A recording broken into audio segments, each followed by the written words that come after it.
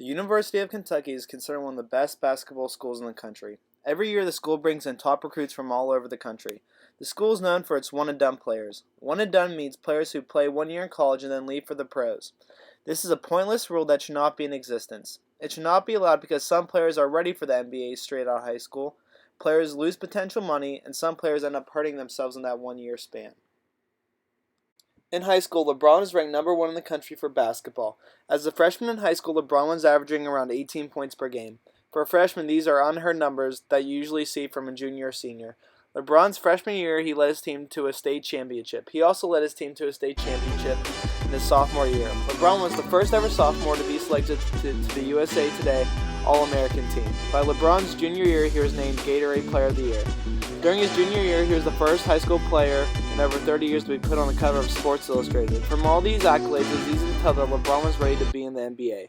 Then finally, in his senior year, LeBron was averaging 31.6 points per game and won another state championship. When LeBron decided to go to the NBA, LeBron was offered 3 deals by Reebok, Adidas, and Nike. Eventually, LeBron signed with Nike for 7 years for $90 million. This contract is the greatest offer from any sporting goods company at that time. During LeBron's first year in the NBA, he was earning $3 million in salary and $17 million in endorsements. This just shows that if LeBron went to college and got hurt, he could have potentially lost $20 million.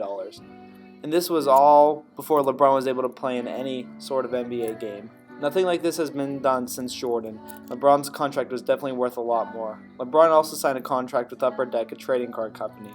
The company gave him $1 million just for putting his picture on the card.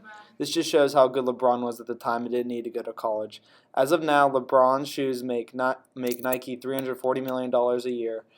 LeBron makes around $19.1 million in salary and $52.3 million in endorsements. When adding these values together, you get $71.4 million a year. All these facts show that LeBron was ready to go straight to the NBA rather than go to college. Michael Jordan wasn't what LeBron was in high school, but he still is the greatest basketball player in history. His junior year, Jordan averaged 25.4 points, 12 rebounds, and 5.3 assists per game. After his junior year, he attended his first national basketball camp where Dean Smith, the coach of North Carolina, recruited Michael and signed him before his senior year. Jordan was not ready for the pros and it was a wise decision for him to go to college. He did not have enough talent or physical strength to make it into the NBA. In Jordan's freshman year, his team won the national championship with Jordan hitting the final shot to win the game.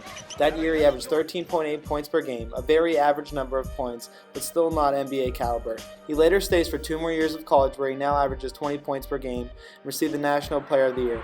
Jordan left after his junior year and was the 3rd pick of the NBA draft.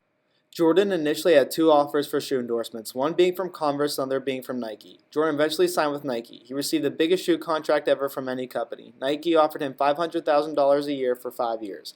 But what does all this have to do with the one-and-done rule? Since Jordan stayed for longer than a year in college, he prepared himself for the NBA. He knew he couldn't stay for a year or go straight to the league because he wouldn't succeed.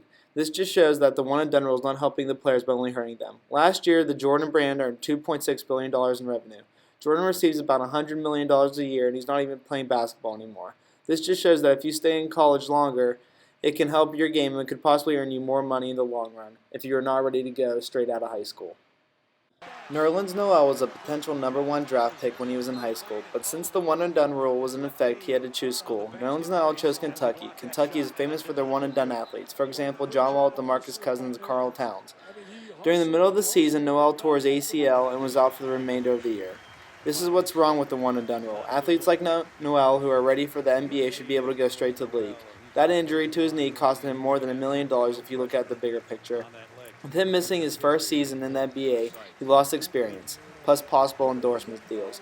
From looking at LeBron and Jordan, the real money is the endorsement deals rather than the NBA. In conclusion, the NBA needs to get rid of the one-and-done rule. Some of these high school players are ready to go to the NBA and shouldn't run the risk of getting hurt. Or another option that could happen is raise the 1-year rule to 3 years, like football. This will allow the players to get stronger and more mentally prepared. Also, other major league sports let kids go straight to the pros from high school, including tennis, soccer, baseball, and even golf. This decision should be mainly up to the athlete. They're an illegal adult and can make decisions for themselves. If we can send men to the army at the age of 18, we should be able to send these kids to the pros at 18.